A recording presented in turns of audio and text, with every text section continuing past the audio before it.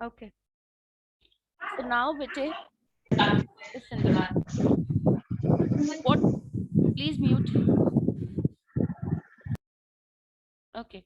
So now what we are going to do is, in this, please note, I have given two questions in which एक question के अंदर दोनों के दोनों words आपके text के साथ मैच नहीं कर रहे. This is your text.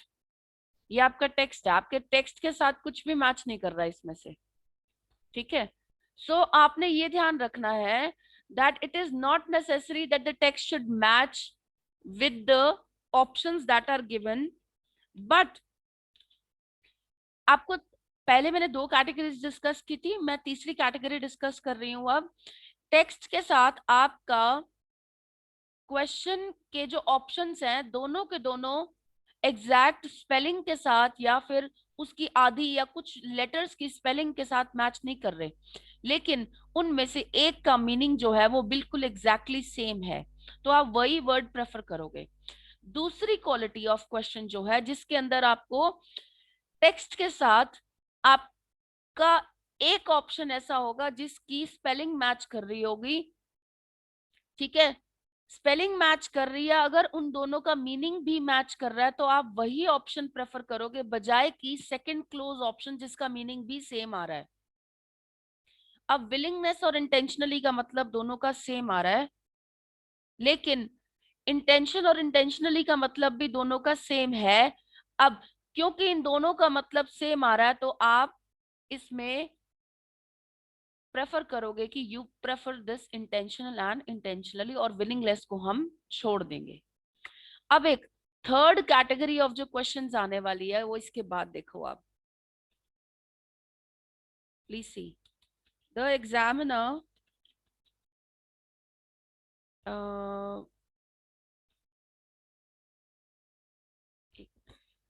okay, the examiner dash the work, the examiner does the work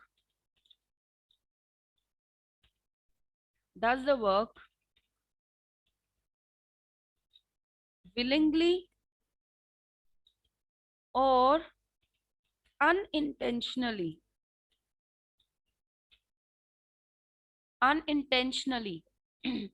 अब मैंने एक तो क्वेश्चन की टाइप भी बदल दी है, थोड़ा सा देखो आप. क्वेश्चन पहले किस फॉर्म में पूछा जा रहा है? Examiner conductor dash the work. ठीक है. इंटेंशनली या डेलिबरेटली या knowingly. Deliberately does the work. Examiner has, यहाँ पे एग्जामिनर के पास क्या है? ऊपर वाले क्वेश्चन में, पहले क्वेश्चन में पूछा गया कि एग्जामिनर किस तरीके से कार्य करता है. सेकंड में पूछा गया एग्जामिनर के पास क्या है, उसकी पोजेशन यानी कोई ऑब्जेक्ट होगा, कोई चीज होगी. ठीक है. या यहाँ पे इंटेंशन उसकी पोजेशन है कि उसके माइंड में क्या है, राइट, जिससे वो काम करता है, has the intention to do the work. Now third question के अंदर फिर हम पूछ रहे हैं कि हम यहाँ पे ये नहीं पूछ रहे कि एग्जामिनर के पास क्या है, हम दोबारा से वही पहले क्वेश्चन की तरह पूछ रहे हैं एग्जामिनर कार्य कैसे करता है. How does the examiner do the work? Willingly करता है या अनइंटेंशनली? अब आप नोट करो बेटे, in this you have, just a minute, अब आप देखो इसके अंदर अनइंटेंशनली जो वर्ड है ये वाला, clear, this word of yours, इसकी कुछ स्पेलिंग्स मैच कर रही है किसके साथ? इंटेंशनली के साथ कर रही है, राइट. लेकिन इसके आगे UN लगा है. ये जो UN है बेटे ये प्रीफिक्स है. This is prefix. मैं आपको बोलती हूँ राइटिंग के अंदर प्रीफिक्स और सफिक्स होना चाहिए. प्रीफिक्स मतलब एक वर्ड के आगे जब कोई ऐसे दो शब्द लग जाते हैं या एक शब्द लग जाता है जिससे उसका मीनिंग चेंज हो जाता है. ठीक है. Likely, unlikely, intentionally, unintentionally, married, unmarried. UN लगने से उस वर्ड का मीनिंग चेंज हो जाता है. उन वर्ड्स को प्रीफिक्स बोलते हैं। प्री मीन्स पहले, फिक्स करना, फिक्स, प्रीफिक्स, पहले फिक्स कर दो। जिन वर्ड से हमारे एक वर्ड, जिस दो शब्दों की वजह से या एक शब्द की वजह से या तीन शब्द की वजह से, तीन सॉरी लेटर्स की वजह से अगर हमारे पूरे वर्ड का मीनिंग चेंज हो रहा है, उस वर्ड को हम प्रीफिक्स बोलते हैं। अब इसमें अन लगाने की वजह से इसका मतलब चेंज हो रहा है। अब चाहे इसके लेटर्स मैच कर रहे हैं, लेकिन आप वही वर्ड पिक करोगे जिसका मीनिंग सेम जा रहा हो। इंटेंशनली से मिलता हुआ मीनिंग किसका आ रहा है? विलिंगली। बेटे पेपर के अंदर और कोई ट्रिक नहीं खेली होती, ट्रस्ट मी। एक तरह की ट्रिक यही होती है जब सिनोनिम यूज किए होते हैं या फिर एंटोनिम्स यूज किए होते हैं। Antonyms means opposite word, synonyms means same meaning word. Antonym means opposite meaning words. जब एंटोनिम और सिनोनिम वो यूज कर रहे हैं, वो ट्रिक खेल रहे हैं आपके साथ। एक सिंपल सी बात को वो चार तरीके से बोल रहे हैं। रितिका टीचेस, रितिका टीच करती है विद डेडिकेशन, डेडिकेशन के साथ। Now Ritika teaches dedicatedly, second form. Third, Ritika has dedication to teach, third. Next अगर हम फोर्थ बात करते हैं, रितिका एंश्योर्स डेडिकेशन। प्लीज इस चीज को डेप्थ में समझना। फिलिप्स के अंदर यही चार चीजें हैं जो आपको मतलब घुमा फिरा के आपकी फॉर्म चेंज करके वो यूज कर रहे हैं। For example, Ritika teaches with dedication. अब मैंने इसी एक बात को क्या कर दिया, रितिका पहले तो टीच करती है डेडिकेशन के साथ, अब मैं यहाँ पे क्या कर रही हूँ, रितिका हैज, रितिका के पास कुछ है, क्या है? डेडिकेशन। ठीक है, डेडिकेशन क्या करने के लिए? To teach. Clear? Third form, Ritika कैसे टीच करती है? Ritika teaches dedicatedly, dedicatedly, third way. Now fourth, Ritika अब उसने क्या किया, हैज की जगह उसने यहाँ पे एंश्योर यूज कर दिया। रितिका एंश्योर करती है, एंश्योर मीन्स पक्का करती है डेडिकेशन को। रितिका एंश्योर्स की डेडिकेशन मिलेगी बच्चों को, रितिका पक्का करती है कि बच्चों को डेडिकेशन मिलेगी पढ़ाने की। Ritika ensures dedication for teaching. या यहाँ पे फॉर की जगह वाइल भी आ सकता है, वाइल या ड्यूरिंग। वैसे यहाँ पे वाइल ही लो आप, ड्यूरिंग भी गलत है। ठीक है, अब एक ही बात को कहने के चार तरीके हैं। वो वो आपके साथ यही कर रहे हैं बेटे वहां पे। वो क्या करते हैं, आपको एक फिलअप के अंदर एक तरीके से क्वेश्चन पूछ लेंगे, दूसरे फिलअप के अंदर दूसरे तरीके से। वो ना चेंज करते जाते हैं बेटे, पैटर्न ऑफ आस्किंग क्वेश्चंस। हाँ भी करणवीर। मैंने ਜਿਹੜਾ ਲਾਸਟ ਵਾਲਾ ਹੈ Ritika insurance dedication for while ਟੀचिंग, ਇਹ ਜਿਹੜੇ ਉਤਲੇ ਤਿੰਨ ਹੈ ਇਹਨਾਂ ਤੋਂ ਬਿਲਕੁਲ ਅੱਡ ਹੈ। नहीं बेटा, मीनिंग सेम है। रितिका पक्का दावा कर दिया कि डेडिकेशन मिलूगी टीचिंग दे वाल, टीचिंग दे time. Madam yes, sorry ma'am, nothing, वो बाय मिस्टेक हो गया था। ओके ठीक है। रितिका दावा कर दिया कि डेडिकेशन मिलूगी टीचिंग दे टाइम। ਇਹਦਾ मतलब ਇਹ ਆ ਬੇਟੇ, ਲਗਭਗ मीनिंग ਤਾਂ ਸੇਮ ਆ ਰਿਹਾ ਨਾ। ਹੁਣ ਮੈਂ ਤੁਹਾਨੂੰ ਕਹਾਂ बेटा मैम आइल्स हो जाऊगी, हाँ बेटा हो जाएगी, एक तरीका। दूसरा तरीका, बेटा फिक्र ना कर हो जानी है। तीसरा तरीका, और चलो मैं कह रही हूँ हो जाऊगी। चौथा तरीका, बेटा मेरी मम्मी कहती होंदी सी भरोसा रखो, टीचर ते विश्वास रखो ते अपनी मेहनत ते विश्वास रखो, आइल्स हो जाऊगी। हुन इको गल नु कहन दे, एक ही चीज को कहने के चार तरीके हैं। अब मैं कैसे भी कह दूं, मीनिंग तो सेम आ रहा है ना। आपने इसी चीज को समझना है। ठीक है, तो आपके साथ फिलिप्स के अंदर सबसे बड़ी ट्रिक क्या खेली जाती है, they try to mould the way the question is asked. उसकी वजह से आपकी जो आंसर की फॉर्म है वो चेंज हो जाती है। अब डेडिकेशन है, अब मैं आप कुछ वर्ड्स अंडरलाइन करने जा रही हूँ, आप उस पर खास ध्यान रखना बेटे। ये देखो,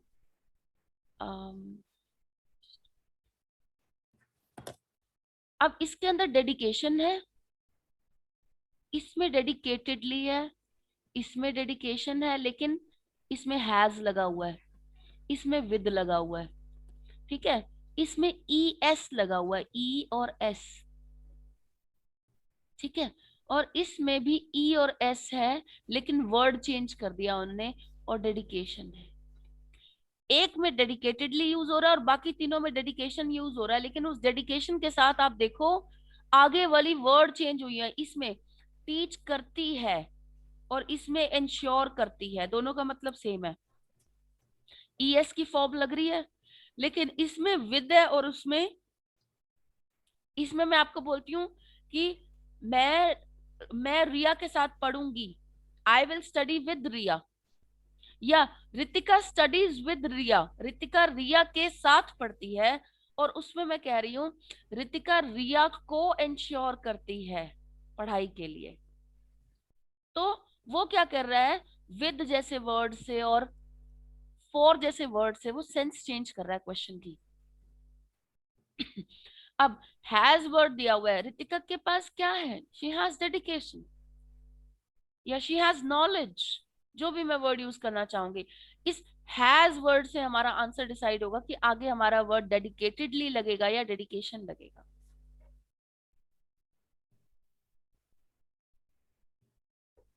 बेटे कुछ बच्चों को इन चीजों का पता है, बताने की भी जरूरत नहीं है, लेकिन हरियाणा और पंजाब में आई एम सॉरी टू से, अगर मैं दिल्ली के साथ कंपेयर करती हूँ, बैंगलोर के साथ कंपेयर करती हूँ, बिग सिटीज, चंडीगढ़, चंडीगढ़ भी प्रॉब्लम है somewhere down the lane, Punjab में ही आता है, it comes into a problematic area. तो इन एरियाज में इंग्लिश को लेके रूल्स क्लियर नहीं है बच्चों के, even if they are taught at school. जब तक आप इस चीज को नहीं समझोगे दैट मैम पैटर्न चेंज हो सकता है, yes the pattern of asking question changes, जिसकी वजह से आपका आंसर भी चेंज हो रहा है। अगर मैं आपसे पूछूं बेटा आपके पास कितनी नॉलेज है, आपके पास सपोज पढ़ाई से रिलेटेड क्या है, तो आप बोलोगे मैम नॉलेज है, आप नॉलेज यूज करोगे। आप आप क्या गेन करने के लिए पढ़ाई करते हो, नॉलेज गेन करने के लिए, दोनों में नॉलेज आ रहा है। आप किस तरीके से, आपको किस तरीके से आपकी टीचर पढ़ाती है, ठीक है, she teachers, she teachers knowledgeably या शी टीचर्स स्मार्टली, उसमें एल वाई की टोन आ रही है। आपको फॉर्म्स यूज करना सीखना पड़ेगा पहले। How many of you found this one tip, second tip है वैसे ये फिलिप्स की, how many of you found this useful, I want to know please before I move forward.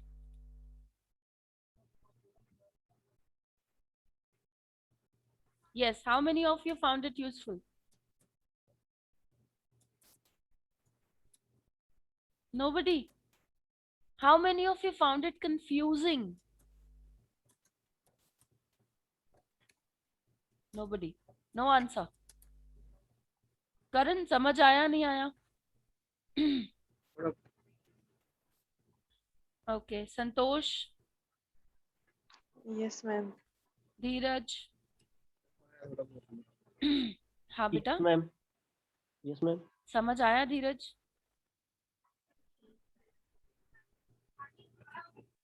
Any confusion Dheeraj? Jashan, No, ma'am. Jashan, any confusion? No, ma'am. Karshni, Pankaj, Raveena, Raman, No, ma'am. No, ma'am. No, ma'am. Harsh, No, ma'am. Sachin, No, ma'am. Sure बेटा समझ आ रही है? Okay, Nutan, no ma'am कोई confusion नहीं है। Perfect. करण, करणवीर बेटा confusion है ना थोड़ी जी? ਹਾਂਜੀ ਥੋੜੀ ਬਹੁਤ थोड़ी बहुत कंफ्यूजन है, मैंने हूं दोबारा क्लियर कर दिया, ठीक है। Listen to me as a revision for the last minute बेटे, लिसन। मैं इसमें 3 टिप्स हैं एक टिप के अंदर, ठीक है, 3 सब टिप्स हैं।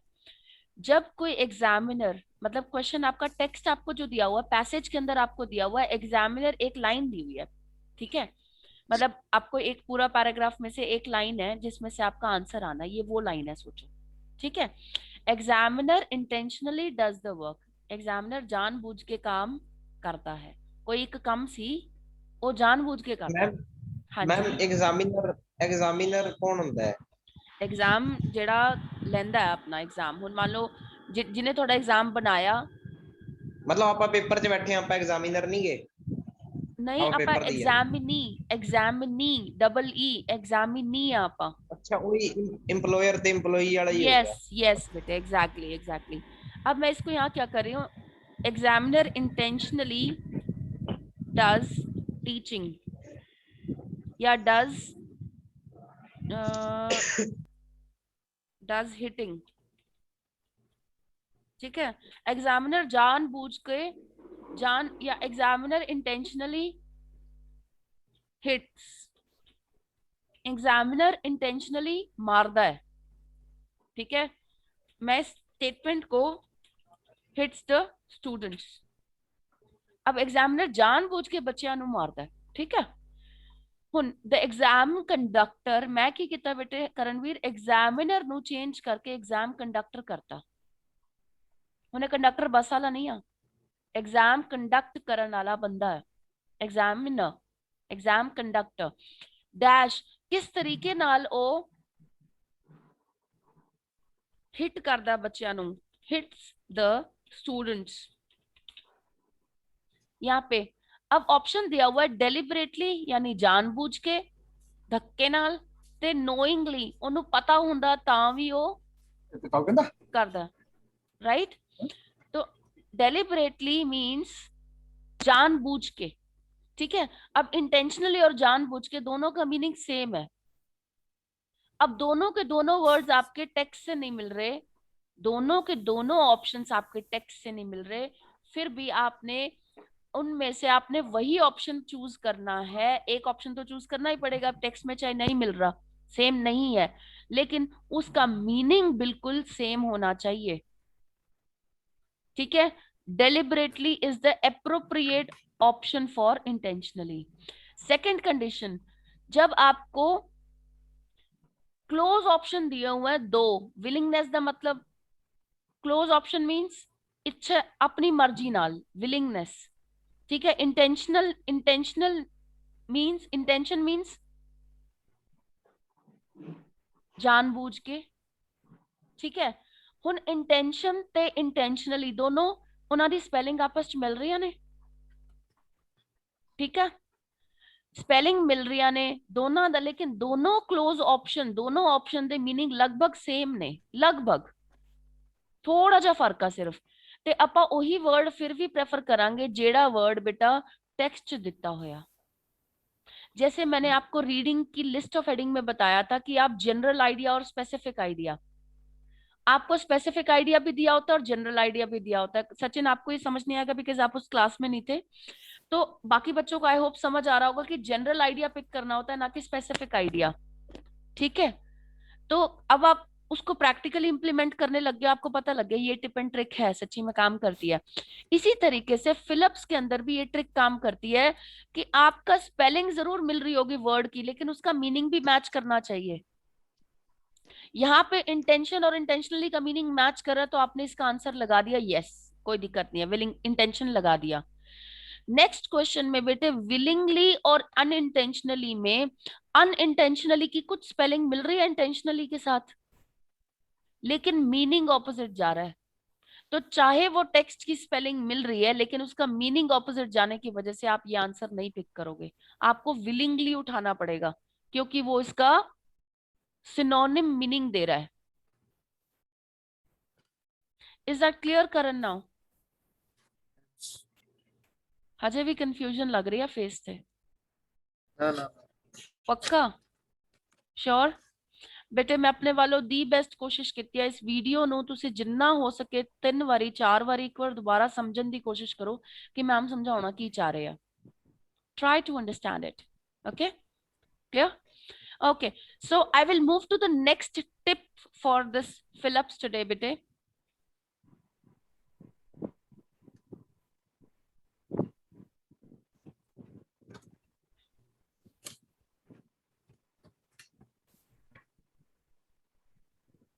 Okay, just a minute. Just one more minute. I'll just, okay. Yes. So in this, you need to ensure that the word limit and whether we should use words from the text or not change from question to question. So read them carefully. Paraphrasing and synonyms. हमें synonyms का खास ध्यान रखना और paraphrase क्या होता है कि हम एक स्टेटमेंट को रीफ्रेज कर सकते हैं. पैराफ्रेजिंग इज सिंपली रीफ्रेजिंग और सेइंग द सेंटेंस. मैं हाईलाइट कर रही हूँ, स्पॉटलाइट कर रही हूँ, मैं इस स्टेटमेंट को रीड कर रही हूँ, आप पहले इसको पढ़ोगे, इसको छोड़ दो, ठीक है. Paraphrasing is simply rephrasing or saying the sentence again so that it has the same meaning but with different words. अब मैंने क्या किया, ये आपको मैंने अभी पैराफ्रेजिंग सिखाई है, अभी सिखाई थी नीचे पैराफ्रेजिंग कि एक स्टेटमेंट को हम किस तरीके से बोल सकते हैं, 4 तरीकों से. Ritika ma'am has dedication to teach, Ritika ma'am teaches dedicatedly. ये सारी वर्ड्स मैंने अभी आपको सेंटेंसेस रीफ्रेज करने सिखाए हैं, राइट. तो फिलिप्स के अंदर सबसे ज्यादा कंफ्यूजिंग चीज यही होती है कि वहां पे आपको पैराफ्रेजिंग दी होती है. अब पैराफ्रेजिंग जब तक आपको नहीं आती, आप क्वेश्चन का मीनिंग नहीं समझ पाओगे, इसीलिए आपको क्वेश्चन को सॉल्व करने में वहां टाइम लग जाता है. फिलिप्स के आंसर्स बच्चा लिख जरूर आता है लेकिन वहां पे वो टाइम लगा जाता है क्योंकि वो क्लोज ऑप्शन के बीच में फंस जाता है, या तो सिनोनिम और एंटोनिम के चक्कर में फंस जाता है, या फिर उसको ये नहीं समझ आता कि स्टेटमेंट का पूछा किस तरीके से गया है. अगर ये पूछा गया रितिका मैम किस तरीके से पढ़ाते हैं, तो आप Ritika ma'am teachers dedicatedly LY use करोगे, ठीक है. और रितिका मैम के पास डैश डेडिकेशन है या नहीं है पढ़ाने के लिए, तो डेडिकेशन, शी हैज डेडिकेशन, और अगर नहीं है तो does not have dedication. Is that clear now? तो जो फॉर्म जो चेंज होती है क्वेश्चन पूछने की, फिलिप्स वाले क्वेश्चन पूछने की, उस पे आपने खास ध्यान रखना है. पैराफ्रेजिंग का मतलब है सिंपली रीफ्रेज मींस उस चीज को दोबारा से लिखना, सेंटेंस को, सो दैट लिखना या बोलना उस सेंटेंस को दोबारा से, ताकि उसका मीनिंग तो सेम रहे लेकिन डिफरेंट वर्ड के साथ. ये हम राइटिंग में भी करते ही हैं बेटे, हम राइटिंग में भी तो इस चीज को करते ही हैं, right. Okay, 1 minute, Piti. Can I have your cameras on? I want to see you people, all of you. Please, can I have your cameras on for a while?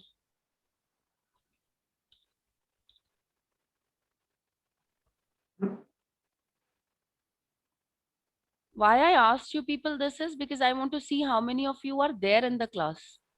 There are many who miss the class. On करके छोड़ देते हैं. And I don't want such a nuisance. Okay, do we have more? That's it? Okay, Santosh, Raman, are you present? Sachin, okay. Yes, ma'am. Santosh, Raman. Yes. Okay, Jashan हैगा भी या चल गया?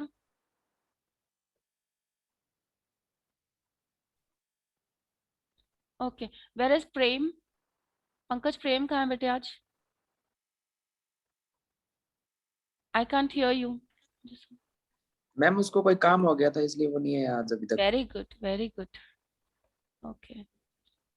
Anybody else? Okay, we have somebody is missing. Karshni is there.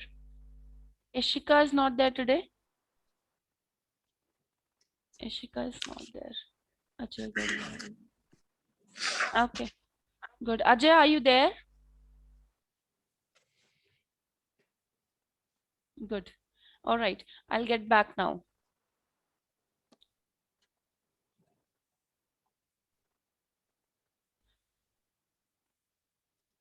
Yes.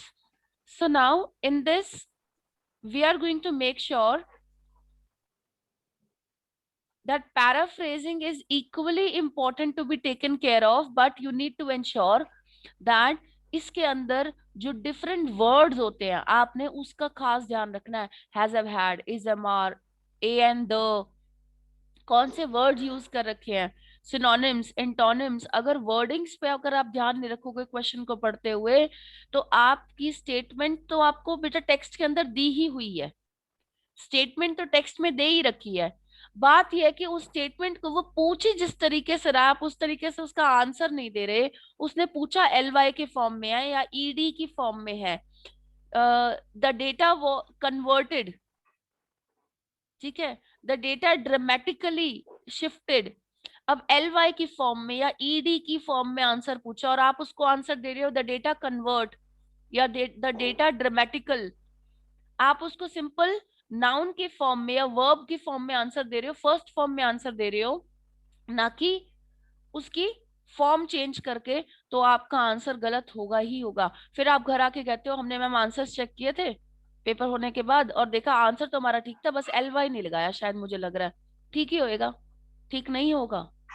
अगर आपकी prefix और आपकी suffix भी गलत है ना तो भी प्रॉब्लम है, ठीक है। अगर आपने लाइकली का अनलाइकली लिख दिया तो भी दिक्कत है। Means you need to be very particular about the form that is being asked.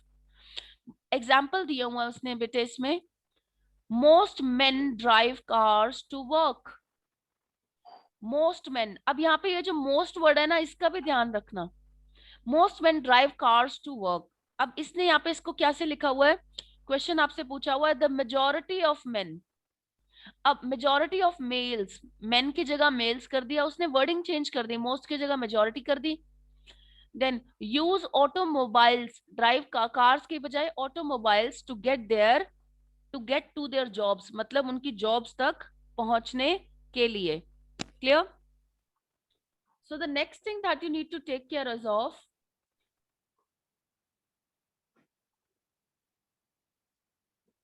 okay, the next thing that you need to take care is of, as you can see both sentences mean exactly the same thing but I have used different words। इसके अंदर हमने क्या किया, words जो use किया वो अलग है।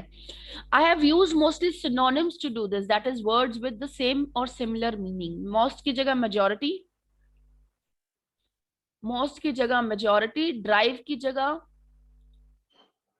use, cars की जगह automobiles, work की जगह job। Why is this important? ये चीज इंपॉर्टेंट क्यों है, ठीक है। अब रीफ्रेज करना क्यों जरूरी है, सिनोनिम्स वर्ड यूज करना क्यों जरूरी है। We have to understand how Cambridge actually makes the IELTS reading test. इस चीज को समझना क्यों जरूरी है कि आइल्स अपने रीडिंग टेस्ट को कैसे बनाती है। आपके लिए वो टेस्ट बना ही ऐसे रही है बेटे, क्लियर, वो आपके टेस्ट बना ही इस तरीके से रही है। The people who write the test take a piece of writing and then they use paraphrasing and synonym। कहीं से भी एक टेक्स्ट उठाते हैं वो राइटर्स, कैम्ब्रिज की जो बुक्स लिखते हैं लोग, वो कहीं से भी एक राइटिंग का टेक्स्ट उठा लिया, उसको वो अलग लैंग्वेज में रिफ्रेज करते हैं, उसमें सिनोनिम्स डालते हैं ताकि वो बहुत सारे क्वेश्चंस बना सके, ठीक है। Therefore if you don't understand this, अगर आप इस चीज को नहीं समझोगे कि हमारे फिलिप्स जो हैं वो रिफ्रेज होके आते हैं, या हमारे जो टेक्स्ट है सारा का सारा उसमें रिफ्रेजिंग का बहुत बड़ा रोल है। It is like walking in the dark. अगर आप इस चीज को नहीं समझ रहे कि क्वेश्चन किस तरीके से वो पैराफ्रेज कर रहे हैं, सिनोनिम्स कर रहे हैं, या एक ही क्वेश्चन को वो 4 तरीके से पूछ सकते हैं, तो आप पता क्या कर रहे हो, जैसे आप अंधेरे में चल रहे हो बिना किसी रोशनी के, ठीक है, जिथे ले जाऊगा रास्ता उत्थे चल जाएंगे, that kind of situation. Clear? अंधेरा है and you are just walking there, ऐ नहीं पता कि कहाँ जाना है। सिमिलरली अगर आप इस चीज को नहीं समझोगे तो आप रीडिंग के अंदर, स्पेशली फिलिप्स के अंदर, अगर आपको ये नहीं पता कि फॉर्म कौन सी लगानी है, आप आंसर तो लिख रहे हो वो तुक्का ही लग रहा है, ठीक है। Understand it and suddenly your world becomes brighter. अगर आप इस चीज को समझ जाते हो कि आपने किस तरीके से फॉर्म चेंज करनी है, उसने क्वेश्चन को किस तरीके से पूछा है, एक तरीका है या 4 तरीकों में से कौन सा तरीका यूज किया, उसी के हिसाब से मेरी वर्ब की फॉर्म लगेगी, ठीक है, तो आपके आंसर्स बेटे एक्यूरेट होने लग जाएंगे। अब देखो इसमें किस तरह के पैराफ्रेजिंग वर्ड्स यूज किए जाते हैं रीडिंग के अंदर। अबाउट 1900 को वो यूज करता है, the early years. About 1900 means the early years of the 20th century. 20वीं सदी के शुरुआती साल। अब 1900 जो है ना, वो जब 1900 शुरू होता है तो 20वीं सदी स्टार्ट होती है। जब 2000 स्टार्ट हुआ है तो 21वीं सदी शुरू हो गई, 21st सेंचुरी। इस तरीके से वो चेंज कर देते हैं वर्ड्स ताकि आप कंफ्यूज हो जाओ। अब यहाँ तो 1900 है और यहाँ पे 20 है, 20वीं सदी। ठीक है। अब लेकिन जिसको पता है कि 1900 से लेके 1999 तक, 1900 से लेके 1999 साल जो है हमारे, तब तक ये 20वीं सदी है। 2000 से लेके 2099 तक 21वीं सदी, 2000 हाँ 99 तक 21वीं सदी। फिर 2000 यानी 2100 तो लेके 2199 तक हैगी। yes, by exactly that will be 22nd century. Now records date from, इसको वो कह रहा है began keeping records. Date means records date from, records कब से शुरू हुए हैं, तो यानी हमने उसका रिकॉर्ड कब से रखना शुरू किया, began keeping records. Next, intensive burst of energy. Intensive means बहुत ज्यादा burst यानी उबर के आना, एनर्जी दा फटना। Intensive burst of energy. Explosive means खतरनाक, बहुत ज्यादा। इंटेंसिव ਦਾ मतलब भी बहुत ज्यादा ਹੁੰਦਾ, एक्सप्लोसिव एक तरीके ਨਾਲ बहुत ज्यादा। रिलीज ऑफ एनर्जी, एनर्जी निकली, ਇੱਥੇ burst out हुई, ਇੱਥੇ रिलीज हुई। Growing international importance, international importance ਵਧਾਉਣੀ ਆ। यहाँ पे बेटा वो कह रहा है इंक्रीजिंग ग्लोबल पार्टिसिपेशन। अब उसने क्या किया, ग्रोइंग इंटरनेशनल इंपॉर्टेंस। अगर हम किसी चीज की नेशनल इंपॉर्टेंस बढ़ा रहे हैं तो यानी उसमें लोगों की जो पार्टिसिपेशन है वो, बेटा देखो सफाई अभियान है मान लो, ठीक है, अब उसकी इंपॉर्टेंस कब बढ़ेगी, जब लोग उसमें पार्टिसिपेट करना शुरू करेंगे, राइट। ठीक है। Increasing global participation, recognised at a younger age, identified early. Recognised means पहचाना गया, आइडेंटिफाई मींस पहचाना गया, at a younger age means early. Aims to develop power, power को डेवलप करने का उनका गोल है, एम है, वो एम करती है, aims. Focus is on increasing power, aim करती है, फोकस करती है, एस लगा हुआ है यहाँ, ई एस लग गया। और इंक्रीजिंग पावर, पावर को इंक्रीज करने के लिए, डेवलप करने के लिए, इंक्रीज करने के लिए। इनएडिक्वेट डाइट, आपकी डाइट सही नहीं है, आपका खान पीन पूरा नहीं है, इनएडिक्वेट है, इनसफिशिएंट। डेफिशिएंसीज है यानी कमियां हैं आपकी बॉडी में मिनरल्स की, यानी आपकी डाइट इनएडिक्वेट है, इनसफिशिएंट है। लिंक्स टू, यानी इसका लिंक है किसके साथ, यानी इट कैन लीड टू, ये हमें किसके साथ लिंक कर सकती है। करंट नॉलेज इज बेसिक, जो हमारी प्रेजेंट नॉलेज है वो बड़ी बेसिक है। हमारी जो अंडरस्टैंडिंग है, नॉलेज की जगह understanding, is fundamental. Fundamental means basic, fundamental English, grammar, basic grammar, fundamental English. तो इस तरीके से वो आपके वर्ड्स चेंज करते हैं, वहां पे आपको इसको समझना पड़ेगा बेटे। Am I putting myself clear to each and everybody? Anybody who has a doubt? Length जा रही है मैम क्लास वर्क। बेटे 10:24 हुआ अभी, ठीक है, so don't worry, 11 o'clock तक हमारे पास टाइम है, right? Okay, the next thing is, just a minute.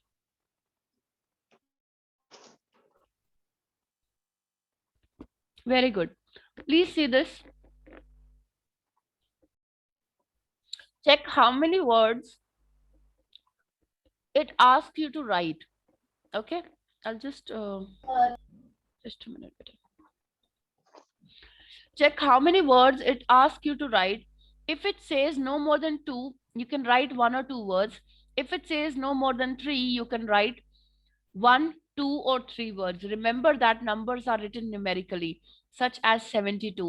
अगर कोई नंबर है तो वो आप 72 SEVENTY नहीं लिख सकते, TW2 आपको 72 नंबर में लिखना है। इसको आप 1 वर्ड काउंट करोगे। और जो हाइफन वर्ड्स होते हैं, हाइफनेटेड, हाइफन लगा होता है, बीच में छोटी सी डंडी लगी होती है, hyphenated words such as state of the art, ये एक वर्ड काउंट होता है हमेशा। अगर किसी वर्ड में हाइफन है, आपको टेक्स्ट में से कोई वर्ड उठाना है और उसमें हाइफन लगा हुआ, तो वो एक वर्ड काउंट हो रहा है आपका। इसको खास ध्यान रखना बेटा, this is important. Hyphen word का बहुत बड़ा रोल है। एक बार I was in an examination और हाइफनेटेड वर्ड की वजह से मैंने आंसर गलत किया था। It was 7 years ago, 7 to 8 years ago when I gave my first examination of IELTS. In fact 7-8 क्यों, it's been 9 years. Okay, so उस समय से लेके आज तक I have never made this mistake because I read about the rules and then I realized my teacher never taught me about this. Clear? So in that case you need to make sure that state of the art, यहाँ पे जैसे इसमें जितने hyphens लगे हुए, जैसे nowadays, day to day, इनके बीच में हाइफन लगता है और इन वर्ड्स को हम काउंट करते हैं as 1 single word. Clear? Ma'am ये अगर नो मोर देन 3 वर्ड लिखा हुआ है तो ये सिंगल वर्ड ही माना जाएगा, ये लिख भी दे तो? यस बेटे, बिल्कुल, this will be a state of the single. Art yes hyphen बेटे, लगा के। ये सिंगल वर्ड माना और जाएगा बेटे। और अगर बिना हाइफन के लिखें फिर ये बेटे 1 2 3 4 वर्ड्स। ओके मैम, हाइफन है तो सिंगल। लेकिन आप हाइफन खुद नहीं लगाओगे, अगर आपको रीडिंग पैसेज के अंदर दिया हुआ है तो ही। हाँ जी ठीक है, रीडिंग पैसेज के अंदर मान लो आपको वर्ड दिया हुआ है, फॉर एग्जाम्पल मैं आपको यहाँ लिख के दिखाती हूँ। उसने वर्ड दे रखा है द म्यूजियम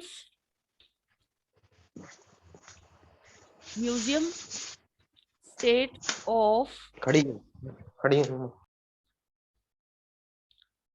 आपका ये पूरा वर्ड दिया हुआ है। जस्ट अ मिनट बेटे, the museum state of art. अब आपको ये टेक्स्ट में दिया हुआ है वर्ड, दिस वन, ये आपका टेक्स्ट है। ठीक है, अब आप क्या कर रहे हो, आपने आंसर लिखना है 3 वर्ड्स में, तो आप लिख सकते हो the museum state of art पूरा। ठीक है, अगर आपको 3 वर्ड्स में लिखना है तो म्यूजियम स्टेट ऑफ आर्ट आप लिख सकते हो, क्योंकि द एक वर्ड है, म्यूजियम दूसरा है और स्टेट ऑफ द आर्ट तीसरा वर्ड है। ठीक है, लेकिन अगर आपको 1 वर्ड में दिया हुआ है तो आप सीधा स्टेट ऑफ आर्ट उठाओगे। रीजन, आप ये नहीं सोचोगे कि ये 3 वर्ड है या 4 वर्ड है, ये कल्ला एक वर्ड है बेटे। और कई बार बच्चे ये सोचते हैं कि मैम 3 वर्ड दिए हुए हैं तो ये 4 हो नहीं सकते, क्योंकि इसमें तो 4 है, तो ये आंसर हो नहीं सकता, तो वो द म्यूजियम लिख के आ जाते हैं। जबकि आंसर मेन ये था कि हमारी स्टेट ऑफ आर्ट के बिना हमारा आंसर गलत हो रहा था। So please ensure. क्वेश्चन है जी, ये पैसेज है बेटे ए मान लो आपको ना पैसेज में लाइन दी हुई है, सपोज मैं आपको ये पूरी लाइन इसको बड़ी कर देती हूँ। See, sometimes the viewers get confused between the state of art and the ministry of art. Suppose, ठीक है, ये मेरा टेक्स्ट है पूरा जो मैंने ब्राउन में कर रखा है। अब मैंने आंसर लिखना है, आपको क्वेश्चन दिया हुआ है,